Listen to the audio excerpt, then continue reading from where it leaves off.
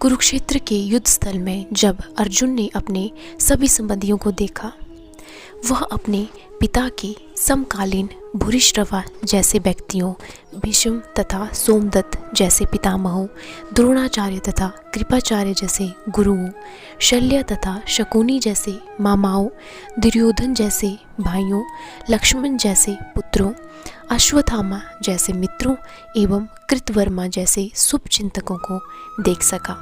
वह उन सेनाओं को भी देख सका जिनमें उसके अनेक मित्र थे। कहते हैं भक्ति से युक्त मनुष्य में सारे सद्गुण रहते हैं जो सत्पुरुषों या देवताओं में पाए जाते हैं, जबकि अभक्त अपनी शिक्षा तथा संस्कृति के द्वारा भौतिक योग्यताओं में चाहे कितना ही उन्नत क्यों न हो, इन ईश्वरीय गुणों से विहीन होता है। अतः स्वजनों, मित्रों तथा संबंधियों को युद्ध भूमि में देखते ही अर्जुन उन सबों के लिए करुणा से अभिभूत हो गया जिन्होंने परस्पर युद्ध करने का निश्चय किया था। जहाँ तक उसके अपने सैनिकों का संबंध था, वह उनके प्रति प्रारंभ से दयालु था, किंतु विपक्षी दल के सैनिकों की आसन मृत्यु को देखकर वह उन पर भी दया का अनुभव कर रहा था। और जब वह इस प्रकार सोच रहा था तो उसके अंगों में कंपन होने लगा और मुंह सूख गया। उन सबको युद्धाभिमुख देखकर उसे आश्चर्य भी हुआ। प्राय सारा कुटुंब, अर्जुन के सगे संबंधी उससे युद्ध करने आए थे।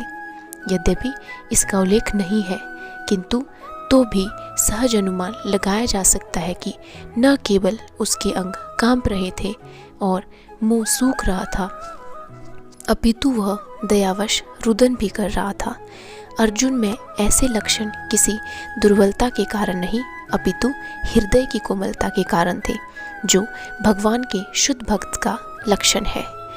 जो भगवान के प्रति अविचल भक्ति रखता है, उसमें देवताओं के सद्गुण पाए जाते हैं, किंतु जो भगवत भक्त नहीं है, उसके पास भौतिक योग्यता ही रहती है जिसका कोई मूल्य नहीं होता। इसका कारण यह है कि वह मानसिक धरातल पर मंडराता रहता है और ज्वलंत माया के द्वारा अवश्य ही आकृष्ट होता है। ताकि श्लोक 29 में कहा गया है, शरीर में 2 प्रकार का कंपन होता है और रोंगटे भी 2 प्रकार से खड़े होते हैं। ऐसा या तो आध्यात्मिक परमानंद के समय या भौतिक परिस्थितियों में अत्यधिक भय उत्पन्न होने पर होता है। दिव्य साक्षात्कार में कोई भय नहीं होता। इस अवस्था में अर्जुन के जो लक्षण हैं वे भौतिक भय अर्थात जीवन की हानि के कारण है। अन्य लक्षणों से भी यह स्पष्ट है, वह इतना अधीर हो गया है कि उसका विख्यात धनुष गांडीव उसके हाथों से सरक रहा था और उसकी त्वचा में जलन उत्पन्न हो रही थी। ये सब लक्षण देहात्म बुद्धि से जन्य है।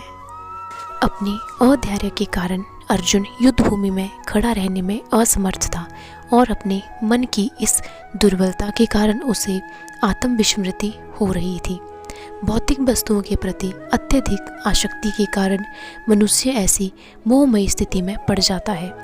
मानसिक असंतुलन उन व्यक्तियों में उत्पन्न होता है जो भौतिक परिस्थितियों से ग्रस्त होते हैं।